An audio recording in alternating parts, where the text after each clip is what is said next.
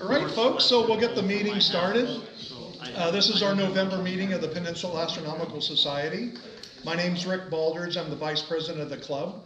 Our president, Gary Baker, is over there in the corner, and actually,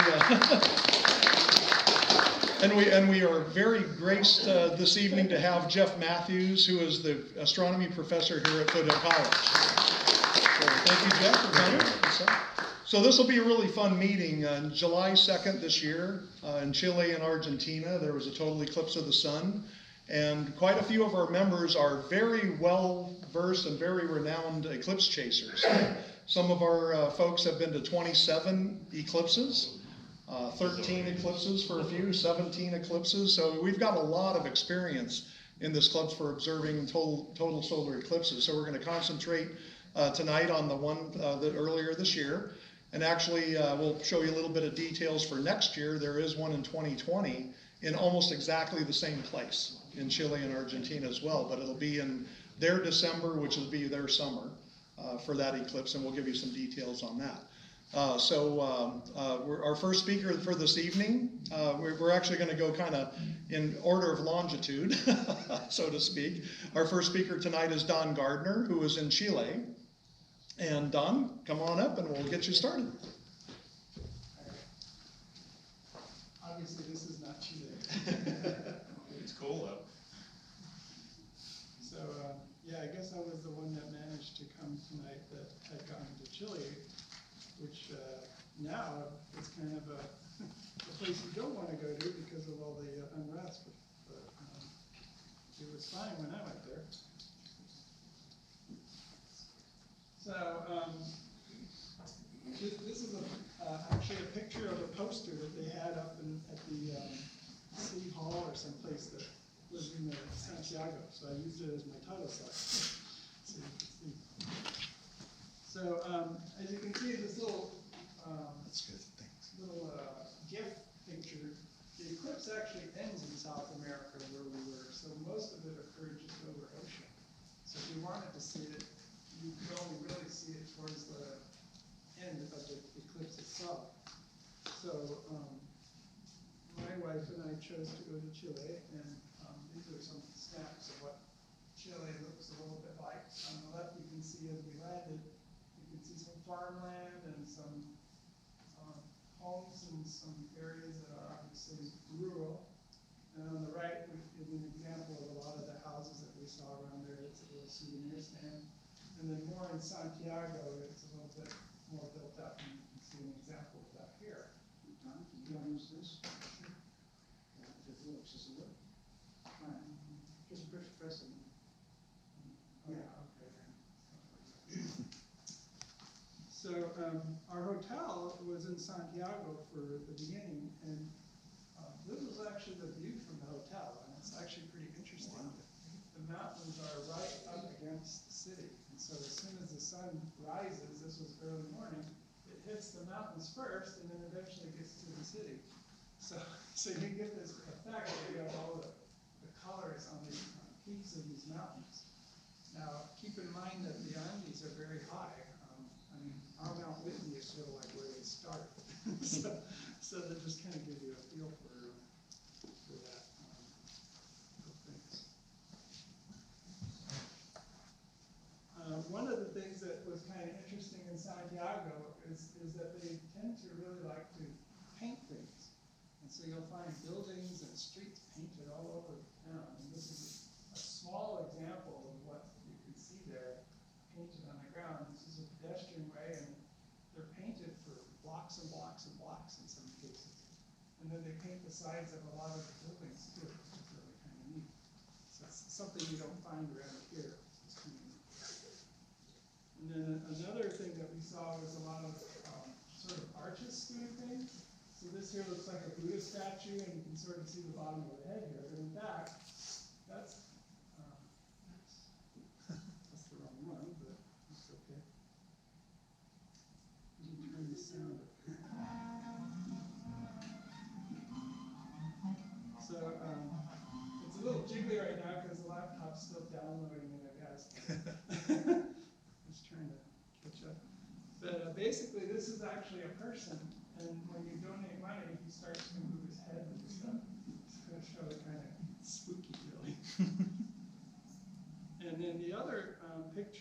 something that we saw at a lot of intersections. And that is that students playing music would jump out in front of the traffic at a red light and just start playing their instruments. And then they would go up and down the in between the cars and collect donations. Something I don't think we would ever get to do around here, so that's kind of.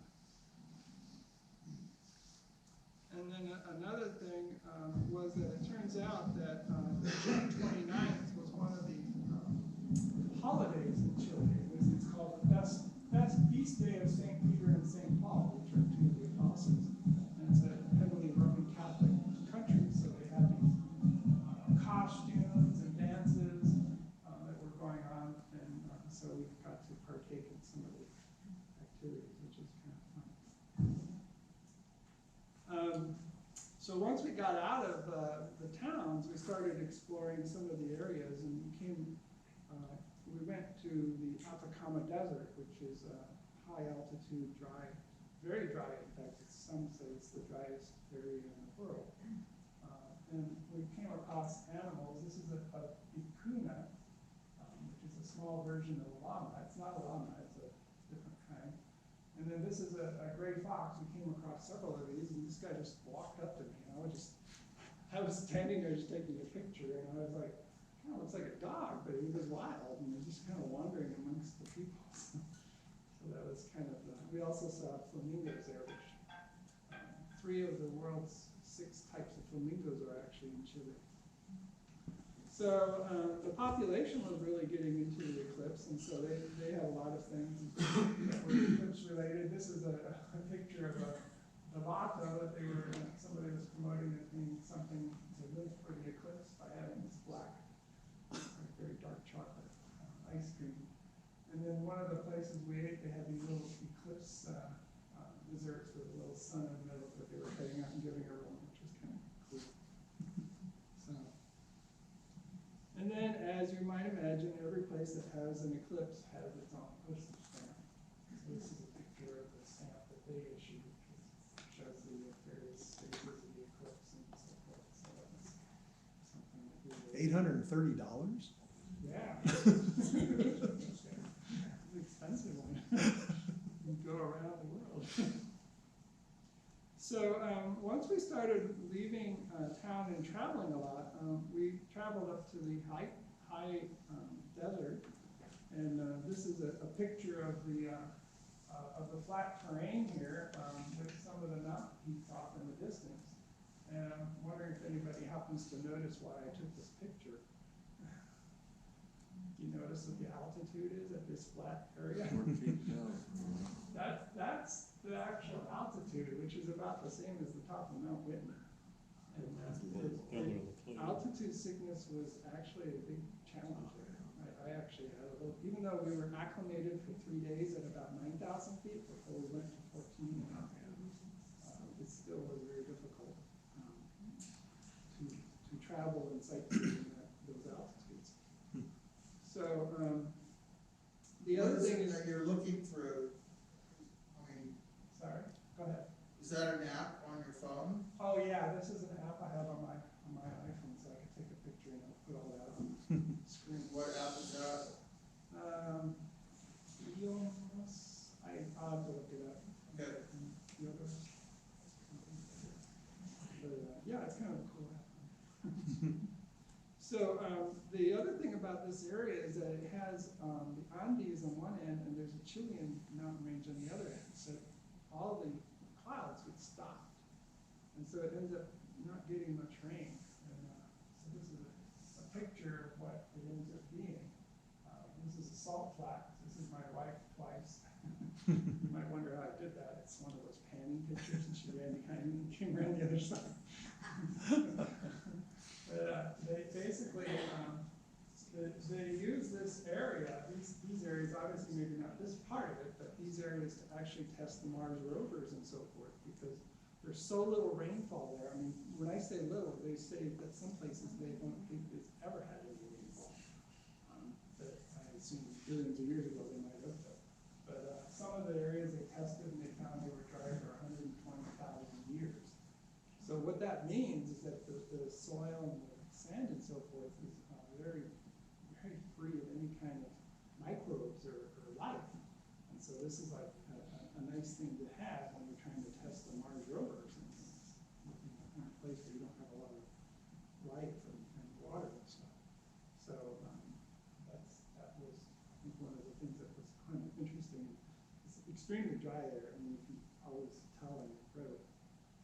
But then there's some areas where they have actually hot activities. So this is like a geyser. This is a slow-mo that's we're downloading this up. That they had these geysers that shot up and bubbled up, and you can see the salty edge here, which is a lot like Yellowstone. So it's kind of like you go up there to see some of these things like you might go to Yellowstone here. So it's kind of another thing that you might not have expected unless you went there, which is why eclipses are kind of cool, because they send you to a place that you probably wouldn't have chosen to go to, and then you discover all these things that you probably wouldn't have necessarily learned by just reading about it. So that's kind of so this was actually the group I was with. So it was just a group shot, and you can see we were all in an area where there was all these steam and so forth. But when it was eclipse time, we actually chose to go to an observatory up on the top of a peak. Some people stayed behind and imaged from the beach, but there was a chance you might get cloud cover there. So by going up high, we were able to avoid it. And there's a lot of observatories there. And it turns out that I work at Stanford's national labs called SLAC, the Lunar Accelerator Center, and they're actually constructing an observatory there. So some of my colleagues went there, very conveniently scheduled their 2 weeks there during the eclipse. They knew 6 months in advance. But when the eclipse came along, all the NSF bigwigs decided they wanted to go there, and they told all the SLAC people that, oh, you got to get out because it's security issues. And they were like, hey, we're here to work. What do you mean? So there was a bit of back and forth about that. But it was kind of an interesting thing. But this was one of the other observatories that actually from this peak you could see the peak where SLAC's observatory was. And this is my setup here on the right. That's me shading my face so you can't even see me. But basically I have this Takahashi 106mm with the filters on it right now. And you can kind of see we were high up, so the clouds and so forth were all, if they were going to be in, they were over there. So that was the plan. So then when the eclipse started, we started taking the pictures, and here's my idea of what a partial eclipse looks like. So take a cracker and cast a shadow or on someone's forehead, and you can see all the crescents. The other thing that's interesting about this picture is this is my temperature and hydrometer to measure. You can see that 7 there. That's the humidity. So it shows you how dry it is. It was 7% humidity at that point. So it's just and the temperature was 72 or so, I think 73. I can't read from here, but it was pleasant, just very dry. So then when totality hit, I had lined up this shot. And I spent quite a bit of time lining it up, making sure the cactus was sticking out enough so that you could see all the little pointed fingers of the cacti, and then the sun there. And I ended up taking this shot with my iPhone. No fancy equipment here. And this, I think, ended up really being kind of cool. What's interesting about this shot is that you can see on the left side it's a lot brighter than the right side. And that's because we were south of the center line. So we were closer to the edge of the shadow, which is somewhere over here. And you can see the shadow itself being cast there. So that's kind of neat. And then I actually took a panoramic shot, which is here. You can see that a lot more. You can see how we were much closer to the southern edge than the northern edge. So that was kind of something that was neat that you might not realize when you're busy looking at the sun and moon. There's other things around to look. And that's the thing about these clips. There's always so many things going on. So this was what I got with the iPhone camera. But with my telescope set up, I took these shots. And this is a series of shots that were all taken just seconds apart with the high resolution camera. And then I put them all into one screen so you can sort of see the Bailey's beads here kind of forming and disappearing. For those of who don't know what that is, basically there's, the edge of the moon has mountains and valleys. So wherever there's a valley, the sun will peek through, and you'll get a bright spot like here and here and here. And then where there's a mountain, it gets flat. So a lot of times you try to find these beads and see what you can do. A lot of people try to get a diamond ring out of just one bead. But this really kind of shows you what the topography of the edge of the moon looks like. It's really quite bumpy. And then when you get to totality, then you can get this kind of shot. This is one where you can see the feather in here because of the north and south pole and magnetic fields of the sun, and then you can see one prominence here and one here. And then if you expose it with a longer exposure time, you can see more of the corona like this. You can see the shape of the corona too in this circular corona. So that's kind of another thing to observe. So then during totality, that's when you can start getting some really interesting shots with the corona and prominences. And this is an example of those. You can see all of the activity. It's really quite beautiful. And one of the things that we always have to remember is that this is pink, it's not red, because you're actually looking at all the different lines of hydrogen. And so it's not something you will see through a filter on a telescope. So you have to be in Eclipse or have a filter that lets more than one wavelength through, which I don't think exists. So this was one shot, and then this is another shot that was like, 15 seconds later. And you can see more of the chromosphere here. There's a prominence showing up here, which is really pretty cool. And then at the other end of the sun, if you look carefully, you can see that there's another prominence there. And it'll be interesting to see some of the other photographs that other people have to show tonight. To see if they got this, because I was south of the center line, so that means that the moon here was in such a place that it was actually covering a lot more of the sun. But if you're north of the center line, this part may actually show up better. So. And then this is for Jacques. This is my diamond ring. It's a very small ring. It's a quarter of a carat. Quarter carat. I think this is a really cool shot, and I'll tell you why. It's because normally when you get a diamond ring shot, you'll get kind of a big diamond, which maybe a lot of people want. But it's pretty much luck if you get anything this small. I think this is the first time I ever got one this small. And so I kind of like it. It's like really just that last moment, right? In. So then to sort of end the series, this is my third contact series, and you can see as it slowly moves out of the way, and you get some more of these beta feeds because of the valleys and mountains of the moon. So that's a series of third contact shots. And then lastly, I pulled a couple things off the internet. This is a satellite image. You can see the shadow of the moon here as it crosses Chile and Argentina here. So I was somewhere in this area, and I guess other members of the group were around there. So, and then most of you probably saw this shot as you walked in. So this is taken from the Chinese satellite spacecraft that was over at the moon. And the eclipse was taking place. So, and that's my 25 slides. So.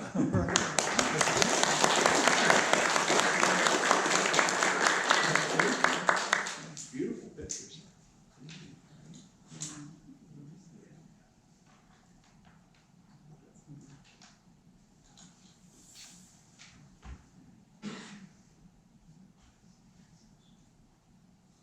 Did you use a DSLR for your camera, or did you have it dedicated? It's a Canon 90, I think. It's a half size imagery.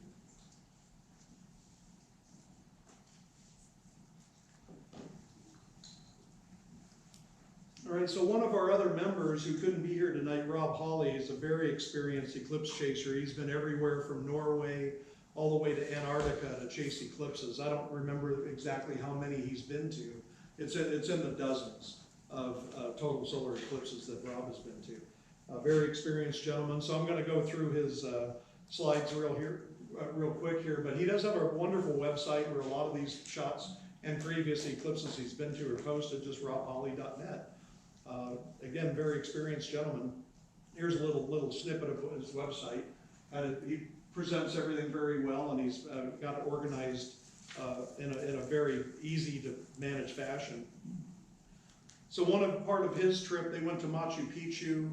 I would love to go there someday. I know a number of the members in this room have been there before.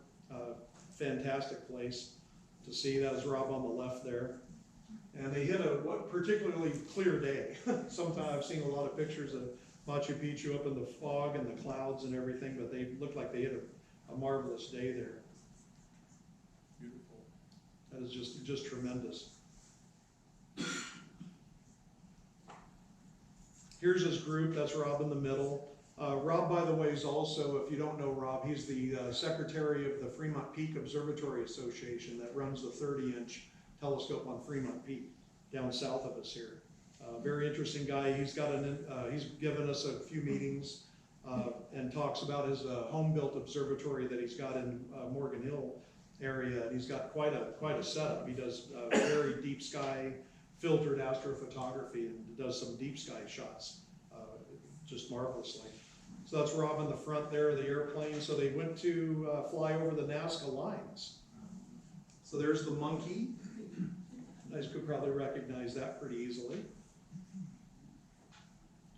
There's the Firebird, I think they call this one. Jacques, you've been over this, right? Yes. Yeah, I knew you had been over the Nazca lines before. And this one's, from what I saw on his website, this is a parrot. Kind of see the beak there, I guess, over on the side there a little bit, and the airplane wing banking hard over the lines there. Pretty interesting. So Rob was very near. I guess he wasn't with you, Don. He was over in Vicuna. You were higher up, I believe, at the other observatory, correct? So that's where they were set up. We were closer to Untitled. Okay. South of where he is. So they had quite a few people at their site, apparently, as most of the expeditions did. Looked like they were very well organized. And I didn't get the information on his telescope, exactly what he used or what kind of camera, unfortunately. But again, he's very experienced taking pictures and stuff. This is a particularly neat shot, about 5 photos stacked together. You could actually see the moon's surface there. You can see the mare, the lunar seas on a very long exposure shot, which you actually can see, and you could even see it through a telescope. If you take the time during an eclipse to look at the moon right there, you actually can see the surface of it during an eclipse. It's pretty high resolution shots here he has. Third contact, getting near third contact. Bailey's beads, of course.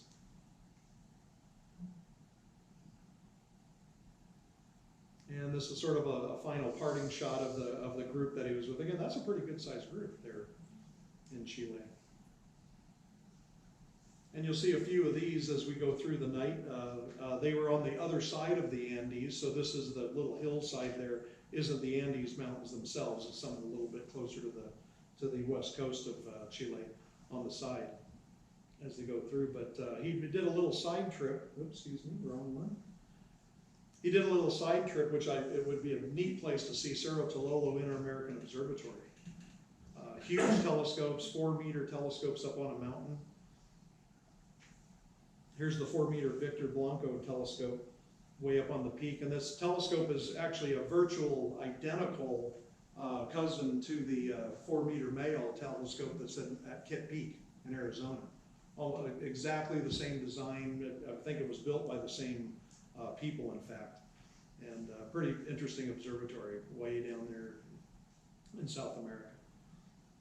So, now we're going to go to the other side of the Andes. We're going to present several speakers here about the Argentinian eclipse expeditions. And Bill, you are the first one up. Oh, goody. All I have to do is make sure I push the right button. Exactly. if I can see the right one. So just the easiest one goes on. Okay. No, the problem is seeing it. Oh, yeah. Well, just put your finger on it and see it. Okay, I won't. Bill, do you want a laser pointer? I think I'll Okay. take my chances. Take a chance. No, you're good. I'll see what I can do. Okay, that is not a picture anybody really cares to see, so. Now, what we're looking at here, our expedition, if that's really the right word for it, was to Argentina. We began in Buenos Aires, the big city. And the first thing you'll see, this is one of their main drags, or maybe if not the main drag. It's called the 9th of July Avenue. That is a very important date in their history. It's one of the numerous dates that they achieved varying degrees of independence from Spain. We have the 4th of July, they have the 9th. So, and this is one of their big avenues, and it's misleading because this right here on the left is actually the middle of the street, and there's more as you keep going on the other side. It's one of the widest things you'll ever see. But it's a very European-looking town, which is kind of cool. This, I'm not sure how to describe it. It's sort of a public sculpture. It's meant to be a flower, and it's actually animated. It has motors. It turns, it follows the sun, it opens the petals, and it closes, depending on the weather and whatnot. And a still picture doesn't really do justice to it, but it actually moves. And if you go by there multiple times, you'll see it in a different position, in different states of openness. So that's kind of neat. They've got some cool stuff. It's it's kind of like the equivalent in Chicago when you go see the Silver Bean. This is something that a lot of tourists do. It's the grave of the Duarte family, which if you saw either the Broadway show or the movie Evita, this is where she is buried. Yes, she was a real person. She was the wife of Juan Perón. One of their, I don't know if dictator is quite the right word, but one of their military leaders who was, and since his life has gone through various periods of rehabilitation and excoriation. So right now they're actually starting to like him again. So things, hit the wrong button, my apologies. So things are kind of leaning back in that direction. And there is the grave of Evita, Eva Perón. And it is a tourist attraction. That is one of the this cemetery is actually one of the big ones in Buenos Aires, and it's been there for a couple of hundred years, and people, I guess it's still possible to get into it, although I'm not in a hurry to do that myself. And as you can see, this is a bus stop labeled Perón. Each bus stop has its own name, and they've named one of them after him. So things in Argentina change frequently politically. They just had an election, and they threw out whoever was there and brought in somebody who was there previously. You saw this picture already, but I'm going to say this is Jacques, and one of the graves in that cemetery is Jacques. So, Jacques, I guess we know where you're going to wind up someday. Thanks a lot. This is like an Ebenezer Scrooge thing or something. Yeah, I know. It's like the Ghost of Christmas Future is what's showing you. Now, there are two reasons we went to Argentina. One was the eclipse. The other were the beverages. And this is one of them. This was a cute sign with how to order a beer in about every language that the tourists are likely to have. You couldn't resist that one. This is an old church in one of the central squares that was built back in the early 1800s, intending to celebrate the 9th of July. That is, when they achieved independence, they actually built a lot of places like this. We got to see, well, we didn't really get to see, but out in the eclipse country, out in the Mendoza region, where we went to see the eclipse, there are a lot of fossils. Argentina is a major dinosaur finding area. And they have a really nice museum, which sadly, we were not able to get into because it was closed on the particular day we went there, which was, I think, a Monday or something like that.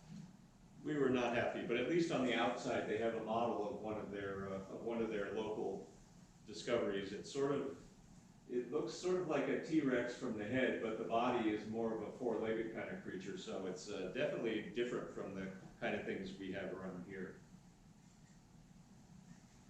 And our good friend Brian Day and Pam, indulging in the other beverages that we went to Argentina for.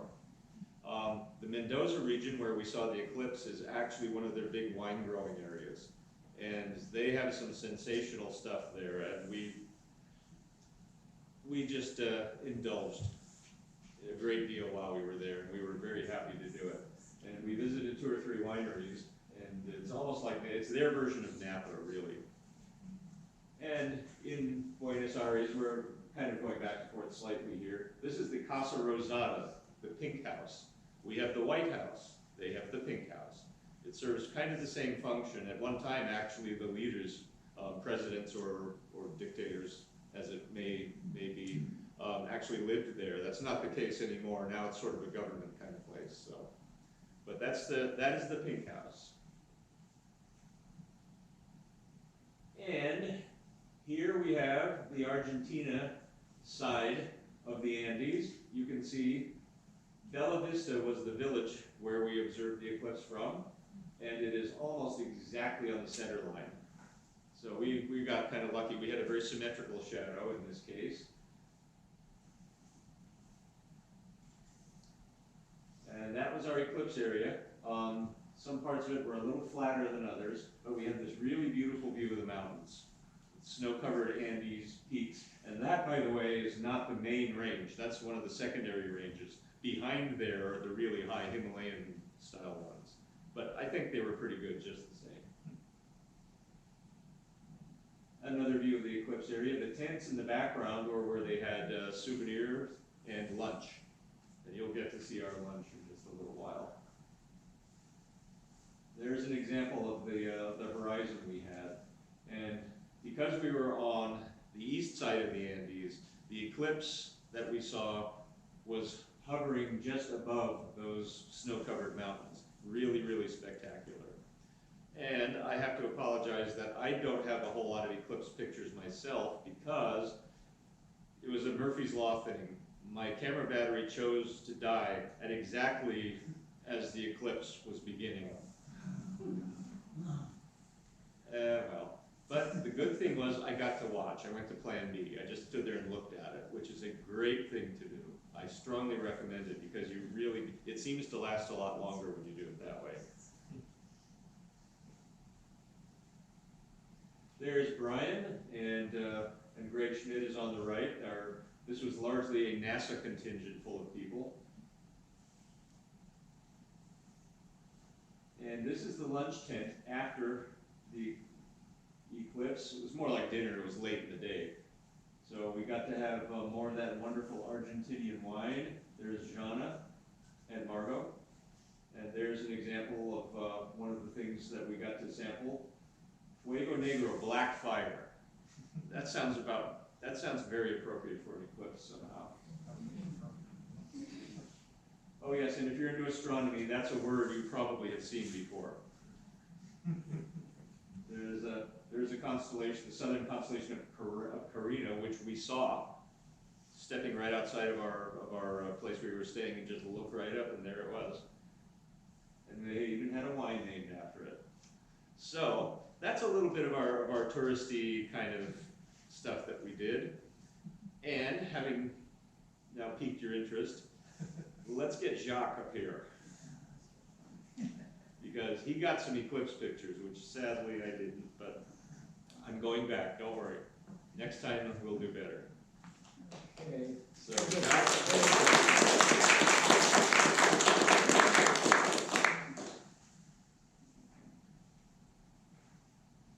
see if the arrows are back and forth right there. Mine neither. Okay, so that's you just go sideways? Yeah, Okay. it worked for me. The right arrow should go forward. Sorry for that, I haven't used this one before. Okay. Right, all right, so again, you all heard that we're part of that group, and I will, some of the photos will probably overlap a little bit, you know, since we tend to take the same kind of shots. I think all of us got a shot of that metal flower, and that was, I mean, so huge, you can't, but anyway, so let's see if I can operate this successfully. Okay. All right. Well, I guess somebody took a picture of yours truly. Yeah, okay.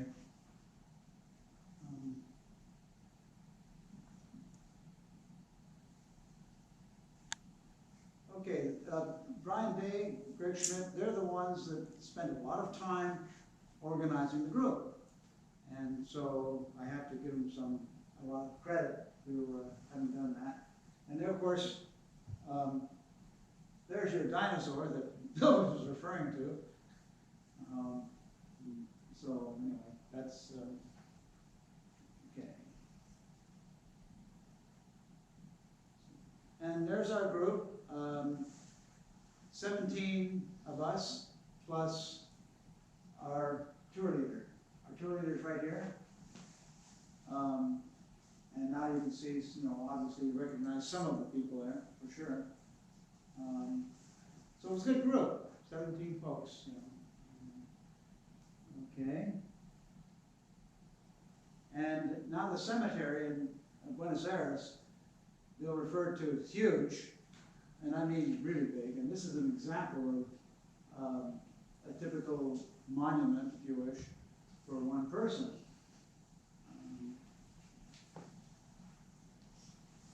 And of course, you all know about this one coming up. That's my tomb.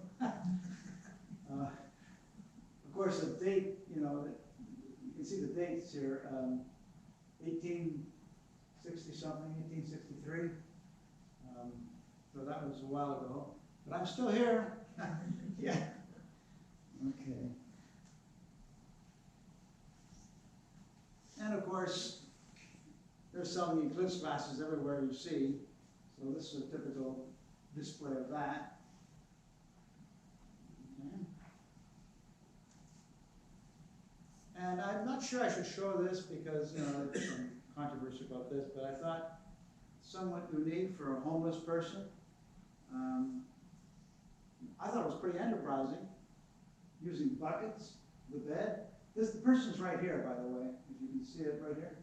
That's the person sleeping. Pretty comfortable bed, actually. So, anyway. So they have their homeless as well as we do as well. So, you know, it's the way it is. Then the food was great, really cheap, because it was 44 pesos to the dollar. Right? And today it's even better, it's 50 now. So here we are with a shish kebab, a nice tall one, I thought, you know, kind of unique.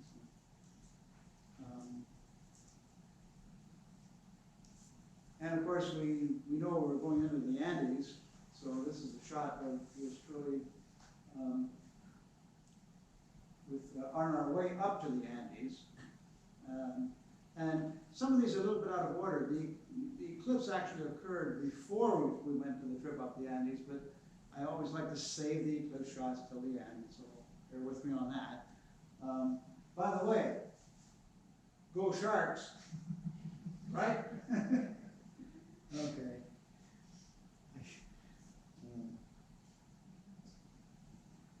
And again, here's a shot coming up of the tip of the Andes. The cross of Christ, if you wish. And then I took the same shot with different lighting, so you can see the cross better. Okay? Right there. As you can see the perspective, that cross was really large compared to the size of the people. And by the way, give you an idea of the temperature up in the Andes, we're at about maybe 9,000 or 10,000 feet roughly, so we're not all the way up. All the way up is about 20 some odd thousand, but we're still pretty far up. And the temperature, I would say, was a little close to freezing, you know, maybe 30 some odd degrees, 35 degrees, but the wind was like 60 miles an hour. That was chilly. Yeah. As opposed to on the eclipse day, it was kind of nice, maybe 65, 70 degrees. Not too much wind, so we were lucky there. All right. And of course, on the way up, we saw the animals locally.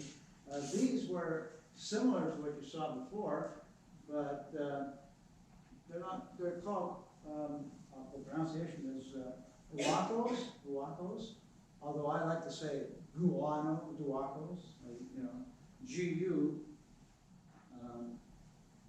So we were lucky to just see that on the way up, and of course, the bus driver was kind enough to stop. That was great. And they weren't very frightened of us. We were able to get some good shots.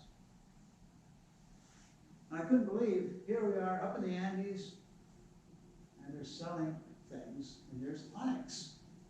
I thought it was pretty nice. I actually bought one of these for about $1.50. Not bad. And then, of course, you've heard about the wineries in Mendoza. I managed to spend almost a half a day to a day in one of the wineries. Happened to be about 1 block from my hotel. So what are you going to do if you've got, you know, half a day there? Well, spend it at the winery. I think I have a picture of the bottom here, just to prove where we were. So good Chardonnay, but the reds were actually better. They gave me this bottle to take home with me. I thought that was nice.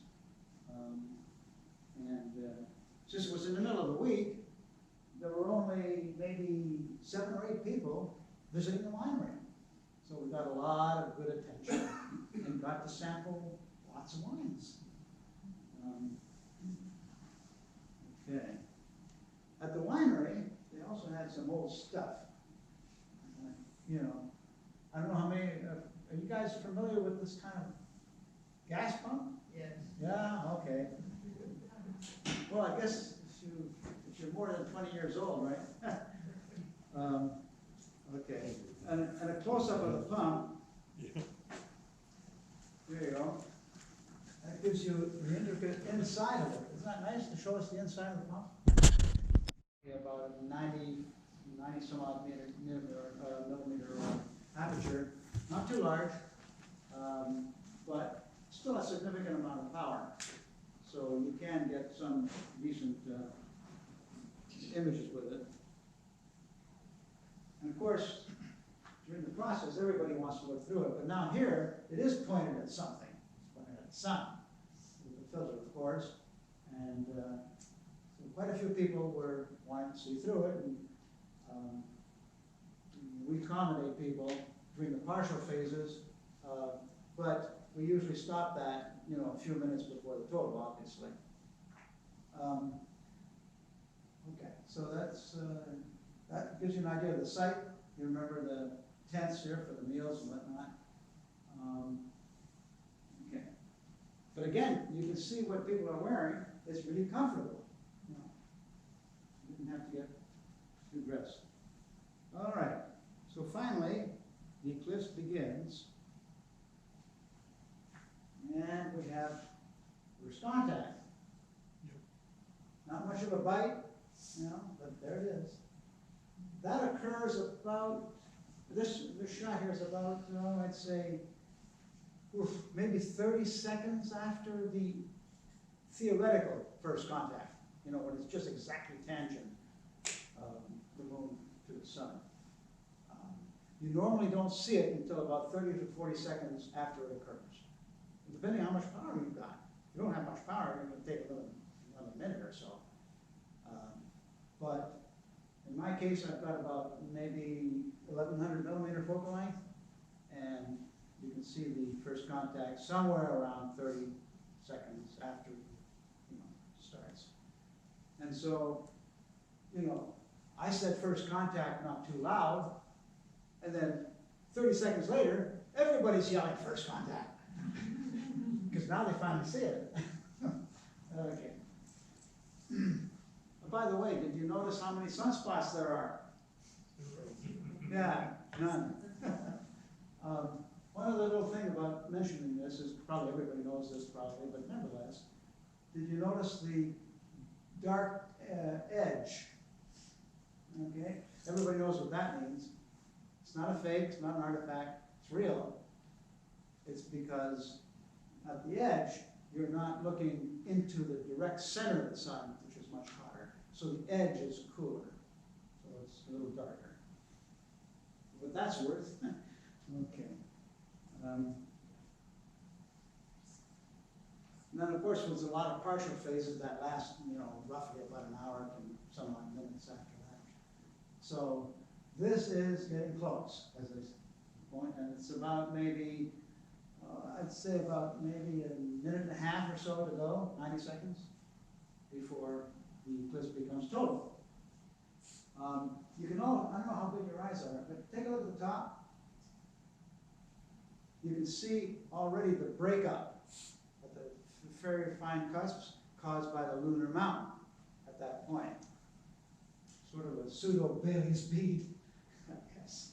Okay.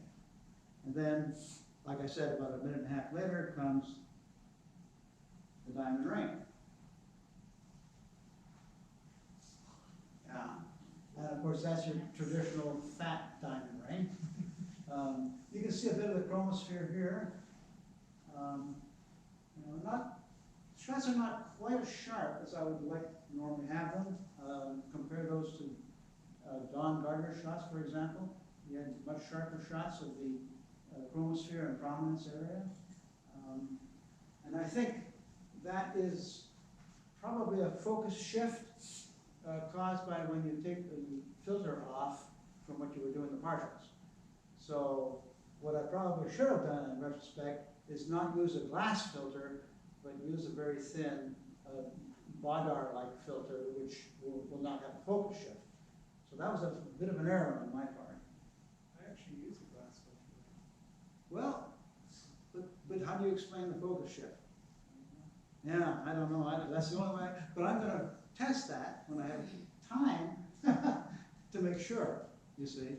Because I've used glass filter in the past and it was okay, but, so you may be right. I don't know. I have to test that again. But there was a slight focus shift. It's not dead sharp. Whereas the partials are sharp. So, the corona, of course. Again, this is what people see. You'll see a little later on that if you do some digital manipulation, you can bring out a lot more detail in the corona. And the corona is more forgiving. You can see the polar plumes up here, down here. And even though the focus might not be perfect, it's okay for the corona in this case. Okay. And then, of course, the eclipse. Last, I've forgotten how long that lasted. Minute and a half? 2 minutes. 2 minutes, okay.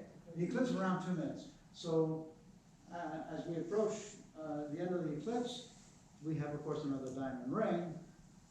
And that's the diamond ring coming up at the end. And now you can see the slight focus problem. See it right there? Yeah, you can see prominence is all right, but they're not quite as sharp. Chromosphere, of course. And I think,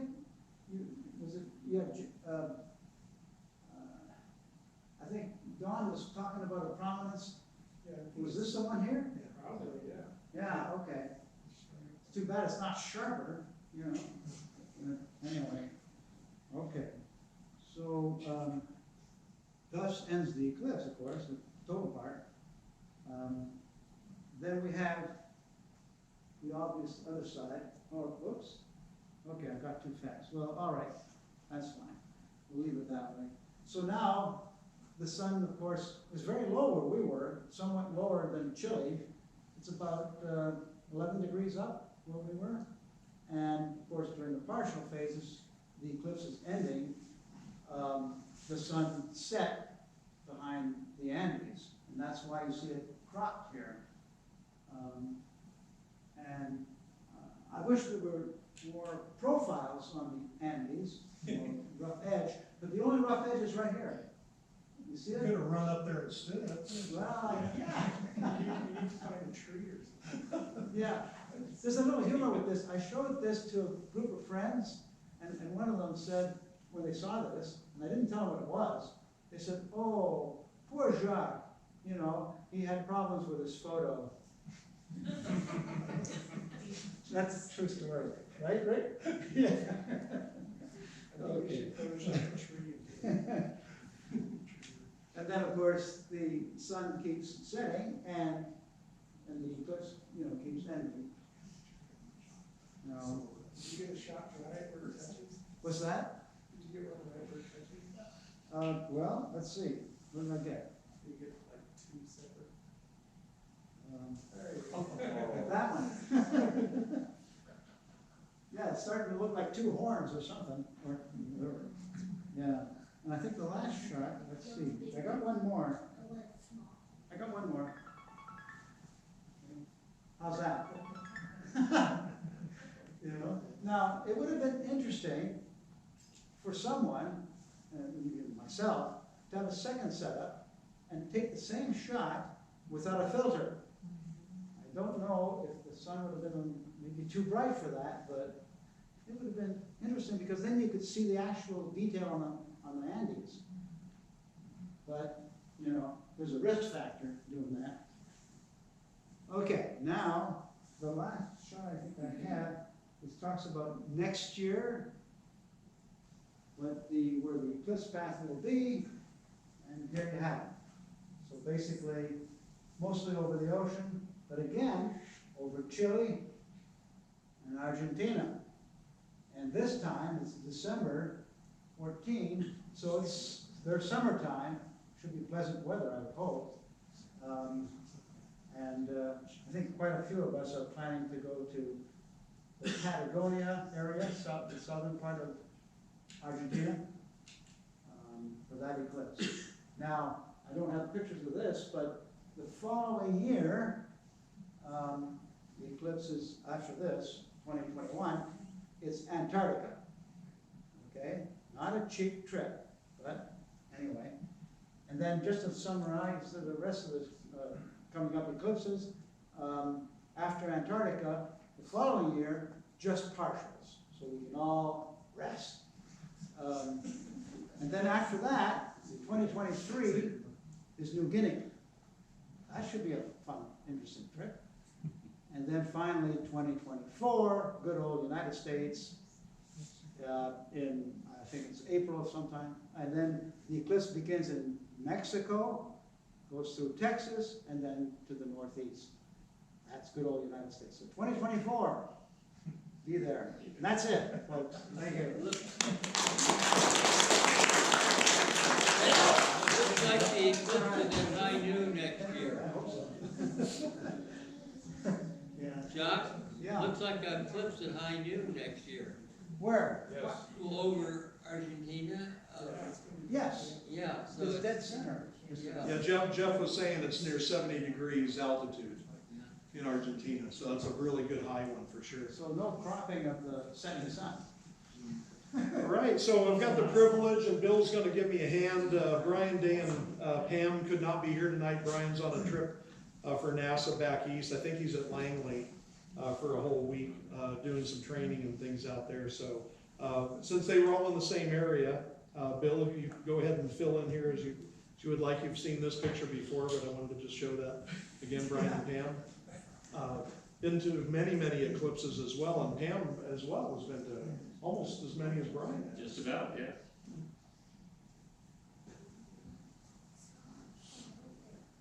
Still chilling as they go through. So Brian had a really interesting telescope. He had this fairly old University Optics 80 millimeter refractor. F6.3, so it's about 500 millimeter focal length. But he got some wonderful shots with this thing. So he's got a new ioptron mount that he lets track, and that's a fairly long telescope for that little teeny mount. Worked But beautiful. But he did a great job on his eclipse shots. Yeah, that mount is like this big.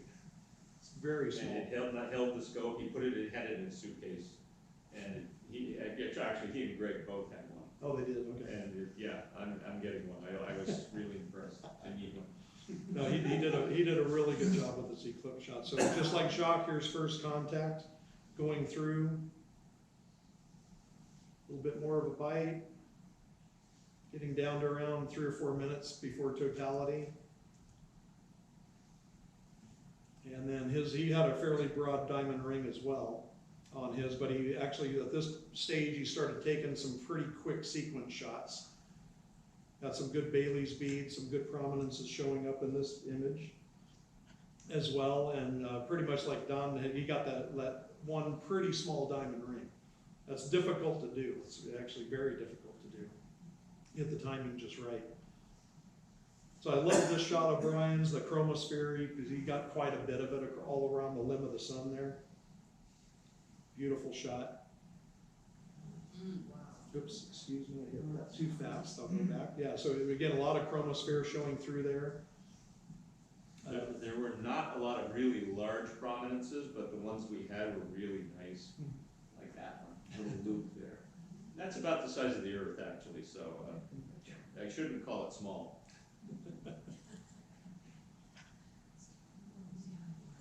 So Don, I thought that might be that big prominence you were talking about, or maybe it was around further, I'm not sure. That's a pretty impressive detail in that prominence. So these were Brian's field of view was actually about 3 degrees in that telescope, about 500 millimeter focal length, or a little bit bigger actually. So these the shots you saw just earlier were cropped in just a little bit. So here we're getting a little more of the corona, so we've zoomed out on the cropping a little bit. That shows the shape of the corona very nicely. And Jeff, I think you helped Brian with some of the processing on the shot or two of his, or no? I know you did help a job. Okay, gotcha.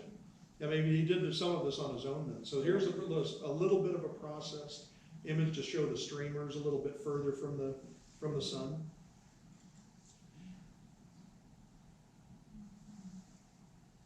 And a real nice shot. Again, this was cropped in quite a bit because he actually was off center a little, so we only got the northern part of the sun on this shot. This is at a sunspot minimum. What's that? This is at a sunspot minimum. That's true, that's right, exactly. So, this corona would be more active on a sunspot maximum, wouldn't it? No, it's the other way around. So Oh. sunspot minimum, there's more streamers, and sunspot maximum, the sun tends to be more of a circular It's corona, round, doesn't it? yeah. It's more You round. get the wings coming out on the equator during sunspot minimum. Right. So yeah, the corona does change shape with the maximum and minimums of the sunspot cycle. And then here's his last shot, parting shot with the crescent coming out. And so next person up is Jeff.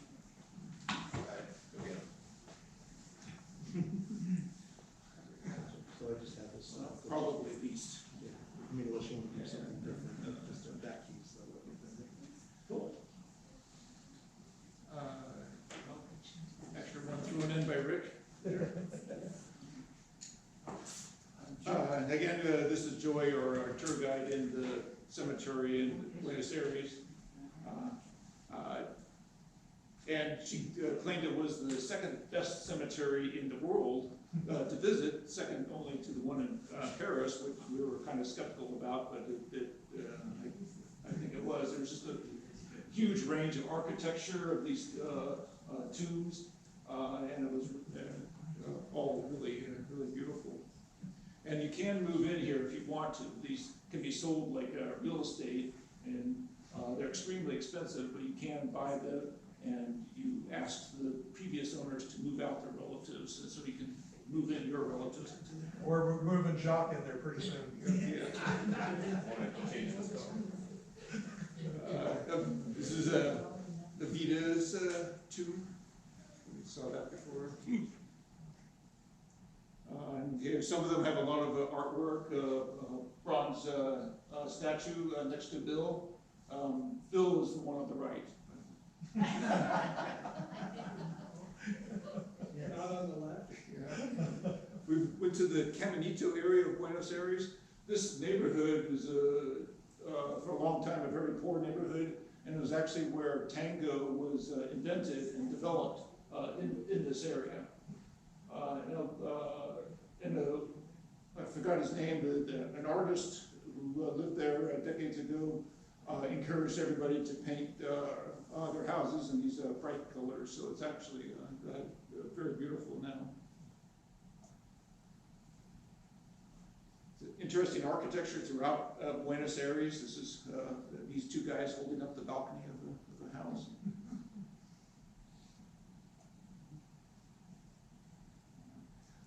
John and I went to a dinner theater one night in Buenos Aires, in one of the old theaters there. We had great dinner. She wanted white wine and I wanted red wine, so they brought out a bottle of each for us. Plenty of wine there. The theater was a tango show, which had many different acts, and before the show, a couple of the dancers gave us, a group of us, tango lessons, so I might have to impose that on you someday, but not tonight. Go for it. Yeah, I don't think so. But the real dancers were very good. They had the band behind them. Every number, they had different costumes, a different form of dance. Very impressive. Yeah, very athletic as well. Here we're at the Paleontology Museum, or another group shot of everybody.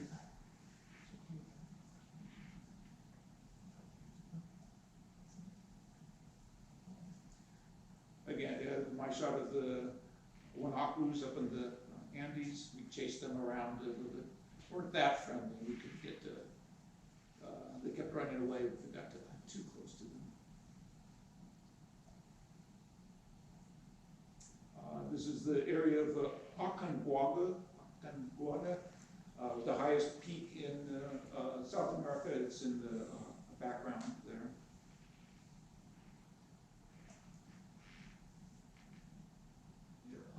Tupungato volcano, very symmetric cone-shaped volcano.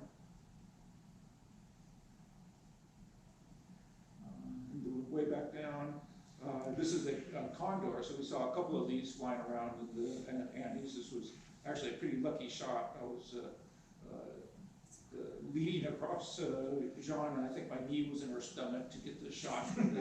You do what you have to. So, I was fortunate to get something this shot on a bouncy bus.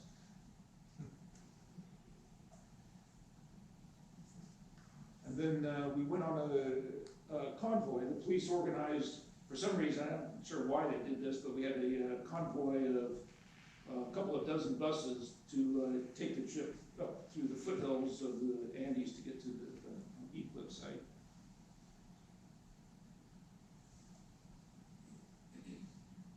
And here we are at our crowd here, my scope.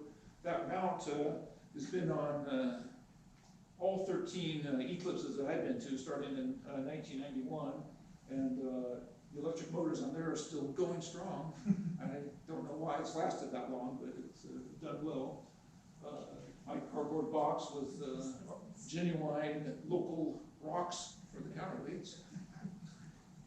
So this worked. So the telescope and the mount worked well. My camera didn't work quite as well, so I missed second contact and third contact, but got a lot of photos in the middle between them. So Jacques and I are in this area. The rest of our group was back there.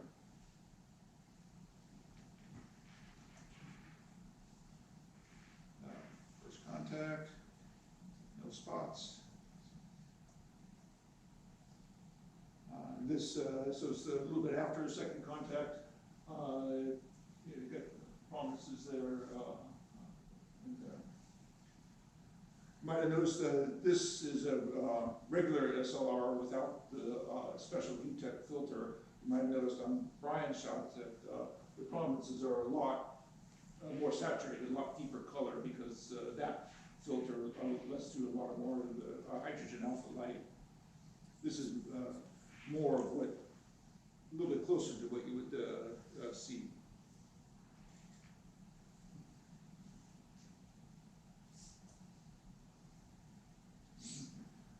And the totality can just barely get the Earth sign on the moon, and you can see the equatorial streamers going out the sides and the polar brushes. This is the longest exposure I took, about 2 seconds. If you stack a bunch of ranges in Photoshop, a bunch of different exposures, I think I used about 8 exposures, and go through a little bit of magic. You get all the details from the inner to the outer parts, and especially the polar brushes were very impressive on this eclipse. I'm not sure if you can see it. Yeah, there's one here. On the originals, there are about half a dozen stars visible in this field in the background, going down to about from I think this around 6th magnitude, and going down to about 8th magnitude. You can see.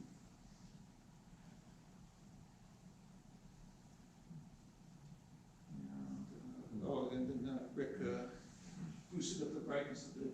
It's a little bit noisier now, and now you can see more of the stars. There was the brightest one. Actually, yeah, it might have been more like a dozen stars that were visible if you magnified enough.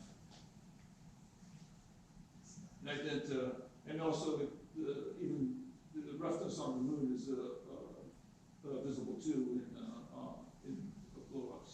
I still, especially the south polar region, which is actually at the top, has some of the tallest mountains on the moon, and you can see that on the blow-ups. But I was meaning to, or at least I want to at some point, to identify the actual mountains. I think that is possible to see these, 2 pixel high bumps and identify the mountain on the rim. And then towards third contact, this prominence is more visible. I think that's all I have. No, I can, one more. Then the forward shot. So this is actually, I think Jacques got mirror reversed. It was actually the mountain was sloped this way.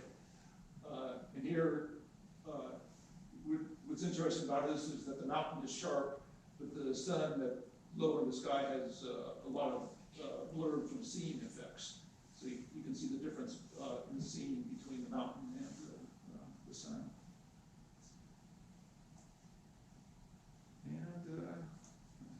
And that's it.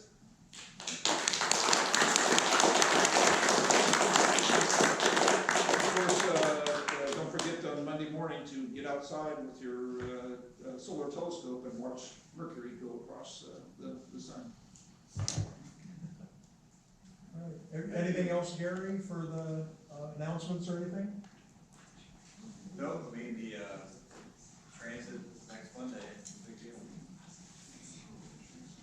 So we also have no December meeting. We usually skip December, just everyone's, holidays and shopping and things like that. So our next meeting, which is also our annual meeting where we do our voting for our board members and things, will be in January. So January 10th. Yeah, January 10th. Thank you, Terry. Okay, we're not sure the venue quite yet, but we'll announce that, of course. But thank you all for coming. We've got people here we can ask questions if you'd like. So, good job. Thank you, Don.